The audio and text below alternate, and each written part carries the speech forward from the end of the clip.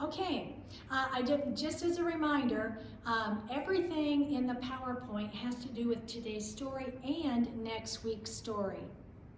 And learning the history behind the story really helps us better understand the Bible. So let's start. Our last story ended with Judah the South living in exile in or around Babylon. Babylon was the capital of the Babylonian Empire. Now we learned that the Babylonians were conquered by the Persians. So where did the Persians come from? And here's a map to show you, since my map was pretty poor. Here's Babylonia, or Babylon right here, the capital of Babylonia. And here is Persia right here. Now Persia today is called Iran. Now the Persians took over the Babylonian Empire and created the largest empire the world had ever seen up until that point. And just to give you an idea, here's an idea what the Babylonian Empire looked like. And then once you add all Persia's land, and they continued to gobble up more land over here and even Egypt. So how did the Persians conquer Babylonia and become the next world power? Well, it was through their strong kings and their powerful military. So let's talk about their military. Now they had the largest army the world had ever seen. They had almost 3 million soldiers. But everyone was scared of these guys, and these guys were called the Immortals. I don't know if you've ever heard of them before, but anytime you see a picture that looks something like this, these guys are the Immortals, if you see this in your history books. Let's talk about these guys. These guys were the best of the best soldiers. They were like the special forces of the military, of the Persian military, much like the Green Berets are of our day. There were always 10,000 of them ready for battle. If one got hurt or got killed, another one trained and ready to go would take his place immediately. So that's how they got their name, the Immortals, because immortal means living forever. So it almost seemed like you couldn't kill these guys, because it seemed like once one went down, another popped up in his place. Now the best 1,000 Immortals were the king's personal bodyguards. So they were like the best of the best of the best, I guess. And again, I want to point out a couple of things here. If you see this in your history book, again, these are the Persian Immortals. And as you can see here, I want you to see their curly hair, their curly beards, darker skin, prominent noses, and their almond-shaped eyes. And I want you to notice what kind of weapons that they have. Of course, they had all kinds, but they were expert archers right here. So this is actually a painting that they did way back then of what they looked like. Now, one of the things that the Persian military was a first at is for the shield wall, and this is how this worked. They would use their shields in order to protect themselves from spears or arrows or something like that. You know, today we kind of hide in a tank, right, Carl, or something. You know, that's what protects us from getting shot, our military from getting shot or whatever. Well, this is kind of like their tank back then. One of the things that the Persians were known for was called the Cavalry, and that means soldiers on horseback. They were one of the first to do this. In fact, they replaced using the use of chariots with the cavalry. And so fighting on horseback had many advantages. Horses were faster. They could move around better, kind of move in and out, where a chariot would be more clumsy and couldn't go over rocks and up mountains and so on and so forth, while horses could. And riding on horses gave the rider an advantage of being higher than the foot soldier. So it was easier for him to just ride along and kind of whack him in the head. Now, it's really interesting that starting at the age of 5, every Persian boy was trained in 2 things, horseback riding and archery. Now, because it was hard to wear robes while riding a horse, the Persians invented trousers, or what we call pants. And you can see pants right there, and right here. Now, like I had mentioned before, the Persians were expert archers. They were the best up until this point. And so I love this part. During battle, because they had so many soldiers, it was a common battle tactic to use about 10,000 archers, and it has been written that they could launch about 100,000 arrows in 60 seconds. So can you imagine seeing 100,000 arrows in the sky coming down at you? I think it would look like a machine gun of arrows. So that would, in my opinion, would be pretty terrifying. Now these archers were good on land. They were good on horseback. And they were good on boats. Now notice that the Persians could fight on land, on horseback, and even from the sea. That was a pretty big deal. Now, the Persian military, though, did a silly thing. This was really kind of weird, in my opinion, but a lot of things back then were weird to us. So when the Persian kings would go into battle, now I'm not saying that they would necessarily fight in battle, sometimes they did, but most of the time, kind of like this picture right here, they would watch the battle from a high point. But one of the things they did, which was really kind of unusual, is they took a lot of their stuff. You have to keep in mind that the Persians were extremely wealthy. So for example, the king would take his throne, like you see right here. He might take his like royal rugs and royal pillows and an umbrella to protect him from the sun, and even these curtains that were surround him because he didn't like people, it was almost forbidden to look at the king. But he also took like his servants, and he took his best chefs, and he took the finest food, and he even took gold and silver cups and dishes and treasure chests full of treasures. I mean, you name it. They had all kinds of stuff. But the problem was that carrying all this stuff slowed them down while they were marching. Now, here's something else interesting about the Persian military. The Persians had a mystery on their hands, and this is what it was. It was called the lost, well, it's called this today, the Lost Persian Army. And so here's how the story goes and how this mystery got started. There were 50,000 Persian soldiers, and they were sent across the Sahara Desert to settle a revolt on the other side of the desert. But the problem was they never arrived. So the Persian king, he sent out a search party, and they never found them. They never found like the horses, their weapons, anything. It's as if they disappeared without a trace. So you think, okay, did they die in a sandstorm, and were they buried by the sand? To tell you the truth, no one knows. In fact, there are explorers still today searching for them.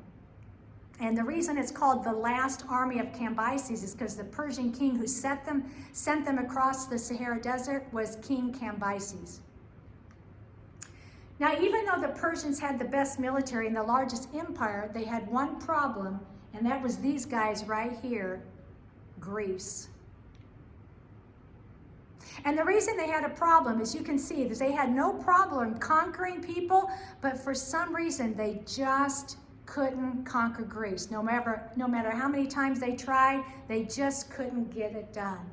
And this actually created a hatred for the Greeks from the kings. And the kings wanted to keep this hatred alive. They would pass down their hatred for the Greeks from one king to another. In fact, there was one king you'll hear about. He would have a servant whisper in his ear every day, "Remember the Greeks, remember the Greeks, remember that you hate them." So that was a way to keep that hate alive. So let's talk about what the Persians look like. Well, if you've ever seen the Disney movie Aladdin, that's them. Let's talk about Persian men. Persian men had black curly hair and beards. They had light brown skin. They had almond-shaped eyes, like we talked about in that one picture of the Immortals. Now, Persian men, unlike our men, they wore heavy eyeliner. They wore makeup. Heavy eyeliner is the like the black, what do you call it? Like the black eyeliner around the eyes, because it was important to them to accent their eyes. Sometimes men wore turbans, which is this thing on their head. They wore pointed slippers that looked like this. They were the first to wear pants or trousers, like we had talked about. Now this is interesting. The Persians invented coats. Now this is an idea of what their coats look like, much different than ours, but they invented the first coat, and it kind of, their coats look like a house coat to me, like a heavy, shiny, quilted house coat. Notice they wore wide sashes or belts around their waist, but notice where they kept their daggers, right there inside their sash. Now the guys, now the Persian men, they liked their bling bling, I call it, meaning they liked a lot of jewelry. They had pierced ears, and they wore necklaces, and they wore bracelets, and they wore rings, and so on. Notice right here the pointed slippers. Now, believe it or not, I kid you not, Persian men invented high heels, not for women, but for themselves. And the reason being is this high heel, it helped them to better mount their horse, like putting their foot in the stirrup. It kept it what, pretty solid or whatever, and it helped them to get on their horse easier. And think about that. Think about this for a minute. It helped them keep their feet in the stirrups. Because when I thought about that, I thought, well, sure, you know, they're using both hands to shoot the shoot their bow and arrows, and I would imagine it helped them stay in the saddle. Cowboy boots. Yeah, like cowboy boots. And here's what Iranian men, or what used to be Persian men, here's what they look like today. So, as you can see, some of them still wear the turbans. Some of them still wear a type of robe, and with pants under them, but a long shirt and pants under them. But you know what? Most of them dress just like we do.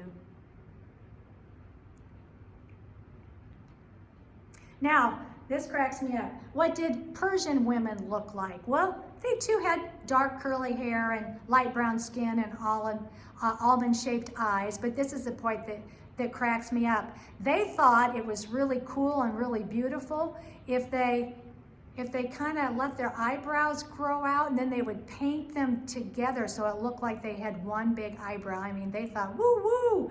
They thought that kind of woman with one big eyebrow was really pretty. So now today, if we do that today, that is not cool today. So let me just tell you that. And they also thought that the Persian men wanted their girlfriends or wives to have very full faces. They thought the fuller, the better.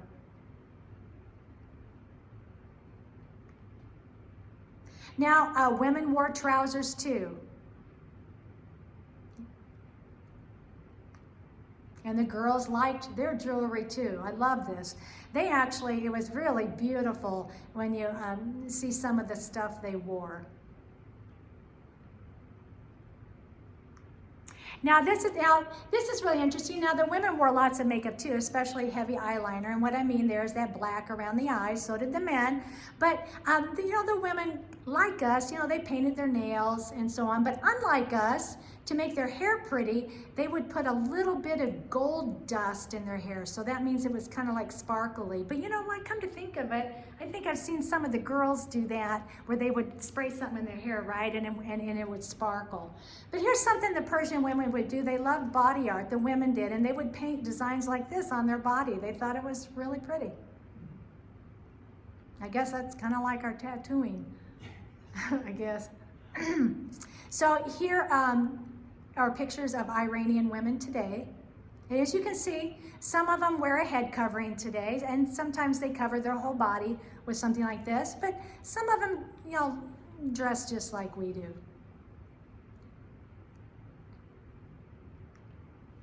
Now, let's talk about Persian kings. They're really interesting. The Persian king, to just about everybody, except for those that worked closest to him, but to everybody around, it was kind of like a mystery. He would keep himself separated from people by a curtain or a veil. Now, it was a curtain or veil that he could see through, but apparently it was hard to really see what he looked like. It kind of kept the mystery alive. It was kind of a way of saying, I'm unapproachable. You know, I'm so high and mighty, I'm unapproachable. Even at public events, he sat behind a curtain. Not a heavy curtain. It was a curtain he could see through. But if you lived back then, you were supposed to stay 10 to 30 feet away from the king, unless, of course, he called for you, or maybe you worked around him, like this guy right here, with the fan right there to keep him cool. Now, if he called for you, you could never look him in the eye without permission. You had to keep your eyes looking at the floor, looking down at the floor. So we'll talk more about that next week when we talk about Esther. Now, the Persian kings had big egos. I mean, they really did. They liked to be in total control. They wanted others to call them the King of Kings. Now, this is very important. A Persian king could never break his own law or any law made by the kings before him. So remember that. No matter how much he disliked the law, no matter if he made a mistake, he could not break that law. Now, today's story takes place under 5 Persian kings. Cyrus the Great, his son Cambyses, a cousin, I believe, called Darius the Great, his son Xerxes, and then his son Artaxerxes. So let's talk about each one of these. Now, Cyrus the Great, he was the one that united the different Persian tribes into one nation. He was the one that built the largest military the world had ever seen. He's the one that conquered the Babylonians and became the next world power. Exiled people loved him because he gave them permission to go home. Now, Cyrus's exile policy, I talked about it at the map, but let me just remind you of it. Not only did he allow exiled people to go home, but he allowed them to rebuild, to practice their own religion in their own land, to speak their own language and practice their own customs, as long as they didn't rebel and they paid their taxes. Now let's talk about Cyrus the Great's son, Cambyses. Now, his greatest achievement was enlarging the empire by conquering Egypt. Now I have to tell you, he had a reputation for being a little nutty. He's the one who sent the soldiers across the Sahara Desert, which wasn't smart in the first place, and then they disappeared without a trace. Now, there's this one story, no kidding, this is kind of like how weird he was, where he got mad at this guy, so he killed his sons, mixed his son's blood with wine and water, and made him drink it, made the dad drink it. Now, that's pretty weird. Now, let's talk about Darius the Great. Anytime you see the words "the Great" behind the name, there was something about these guys that they did that was bigger and better than any of the other kings. And this is one of them. Now, Darius was Cambyses' cousin, and he was a brilliant guy. When he became king, he made the Persian Empire bigger and better than it ever had been before. You see, it's one thing to build an empire, but it's another thing to keep the empire from falling apart. So how did Darius make the empire better? Well, he organized it, and this is how he did it. One of the things he did was divide the empire. You see, the empire was too big for one man to rule, so he divided it into 20 sections of land. Each section of land was ruled by a governor. Each governor was responsible for their section of land, much like we divided America into states, and each state is run by a governor. Another way he made the empire better was he created the first spy agency. These spies kept an eye on people to make sure they didn't rebel against the king. And because of that, these spies were called the eyes and ears of the king. Another thing that Darius did was he built the world's first major highway. I'll call it a highway. Not quite like a highway like you and I think of a highway, but anyway, this, I'll explain it here in just a minute, but this was a big deal. This particular highway we're talking about is this right here, this red line. It was called the Royal Road. It was a wide, longest road that up until that time, paved road. To have a road paved was a big deal. Usually they were muddy and whatever, but it had like stones or rocks, whatever. It was made out of those. So it stood up better and people could ride on it and they didn't have to worry about the mud and all that kind of stuff. But he built this road between important cities within his empire. And then off the Royal Road, he built several smaller roads throughout the empire. And this made traveling faster, easier, and safer. Easier for traders who were trying to buy and sell things, travelers like you and me, like let's say we want to go on vacation, armies, and the mail service. Now along the Royal Road were stores, I call them stores, they were like little shops or wherever, where people could buy food and supplies along the way. You know, that was a big deal back then. They were the first to do this. Now Darius created the world's first postal service. It was called the Pony Express, and this is the way it worked. I'll call him the mailman because he really is a rider. But the mailman would put the, quote, mail in his bag, like right here, hop on his horse and ride as fast and as far as he could on the Royal Road. Along the Royal Road were 101 stations or stops. Now, if his horse got tired, he stopped at one of the stations, got a fresh horse, and then kept going. Now, if he couldn't keep going, he would pass the mail bag to another rider, and that rider would keep riding until all the mail was delivered. In other words, the mail never stopped. So there were several mail riders. Now, before the Royal Road was created, it could take months to deliver mail from, let's say, point A to point B. But after it was built, that same route took only 15 days. Now, the Persians had a motto or a saying for their postal service that said this. So get this. Tell me if you've heard this before. Not snow, nor rain, nor heat, nor darkness can keep these carriers from their appointment course with all speed. So look at our motto for our postal service today, or our mailmen today. Neither snow, nor rain, nor heat, nor gloom of night keeps these carriers from the swift completion of their appointed rounds. So you know what? We can thank the Persians for this. We got it from them. Now, the last thing I want to mention that Darius the Great did to make the Persian Empire better was this. He set up a system where they used the same kind of money. You know, rather than people trading, like, I'll trade this for that, or let's trade, this, and I'll take this. Or rather than people using different kinds of money, Darius made everyone use the same kind of money, which was coins right here. Silver coins, gold coins. You see, using the same kind of money made it easier for people to buy and sell things. It got everybody on the same page. So even though Darius did all these wonderful things to keep the empire united and running smoothly, here's something unusual he did.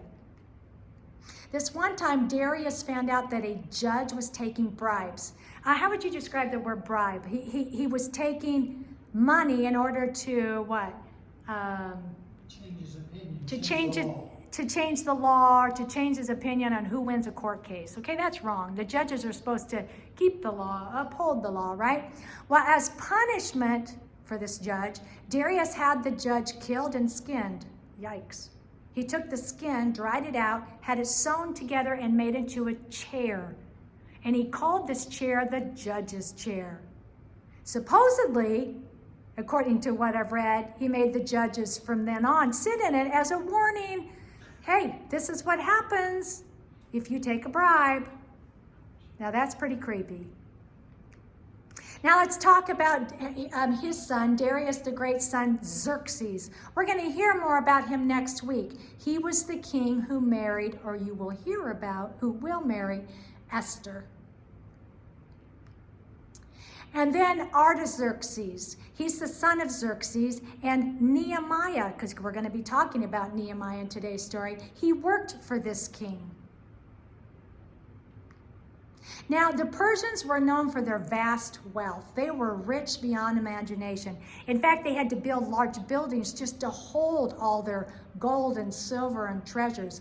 And they had 1,300 employees just to polish the gold and silver. No kidding. I mean, wow. And it was common for kings to bury or hide their treasures. And you know what? Some of these treasures have been found, and some people are still looking for them. Now that would be kind of cool, I have to admit. So let's talk about the Persian culture back then. Now, let me talk about sons here for just a minute. And we kind of touched on it a little bit, but sons were raised by their mothers up until the age of 5. Sons did not see their fathers until they were 5 years old. And why is that? Because it was common for children to die before the age of 5. And fathers didn't want to get emotionally attached to their baby sons, or their baby son, I should say, in case they died, or in case he died. Now I'm a mother, and I'm going, thanks a lot. I'm looking at my husband on this one.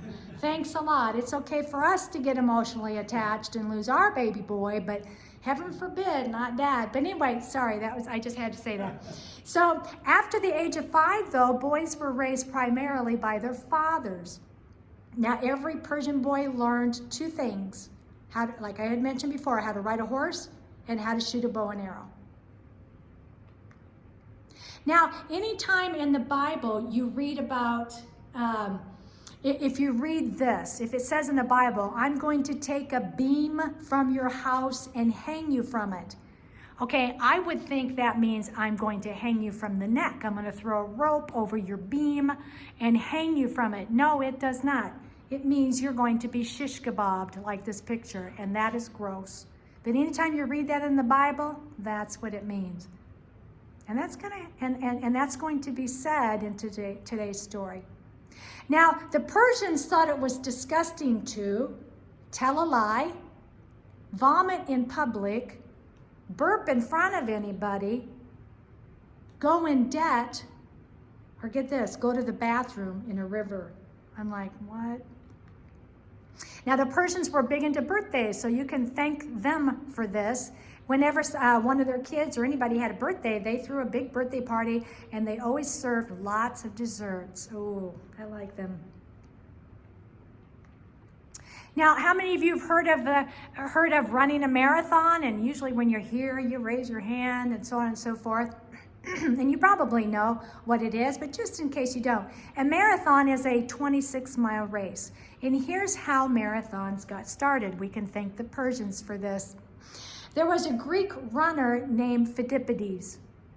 A runner was someone who ran from one place to another delivering messages. Well, during a battle between the Persians and the Greeks, Pheidippides was told to run from the Greek town of Marathon to the Greek town of Athens. And it was 26 miles between the 2 towns. According to the story, he ran all 26 miles without stopping. After he delivered the message, he collapsed and died from exhaustion. But there's more to the story. There's more to his story. The Greeks had a goddess of victory named Nike, and that's her right there. When Pheidippides arrived in Athens, he yelled, Nike, Nike, and Nike means victory. And that's where Nike tennis shoe got its name. It's really pronounced Nike, but Nike tennis shoe calls it Nike. And it is, though, I looked it up, it is named after the Greek goddess Nike. So when you think I have a Nike tennis shoe, what you really have is a victory tennis shoe. Now here are some Persian words we still use today. The word bazaar, the word shawl, orange, turquoise, the color turquoise, and a peach. Or the word peach. And maybe you've heard of Persian rugs. Now in today's story, the 70 years of exile is over. King Cyrus of Persia will tell the Jews, you're free to go home. Just as they were taken away in 3 sweeps, they will return in 3 trips. The first trip will be led by a man named Zerubbabel to rebuild the temple. The second trip will be led by a man named Ezra, and he will rebuild the people. And the third trip will be led by a man named Nehemiah, and he will rebuild the walls around Jerusalem. Now, Ezra was a scribe, and let me just real quickly tell you what a scribe was. A scribe was someone who could read and write. They were like record keepers, like they wrote contracts and letters and historical records and laws and so on. And most scribes worked for a king, and they had to rewrite things until it was perfect. So, to tell you the truth, they were like the copy machines of their day. But because they had to copy things a whole lot and they had to write things a whole lot, you know what? It got in their heads. They learned, they became educated. And that's why a lot of scribes were also teachers or scholars. Now, you're going to hear that Nehemiah was a cupbearer. So let me explain what a cupbearer was. A cupbearer was a high-ranking official who worked for the king. And his job was to serve the king wine, taste it first, and guard that cup at all times. Now why? Well, to make sure it wasn't poison. You see, back then it was not unusual for someone to try to kill the king by poisoning his drink. So the cupbearer would protect his drink to make sure no one would poison it. So that means a cupbearer was usually a close friend of the king and someone the king trusted with his life. All right, now it's time to take a break, and then we'll start the story.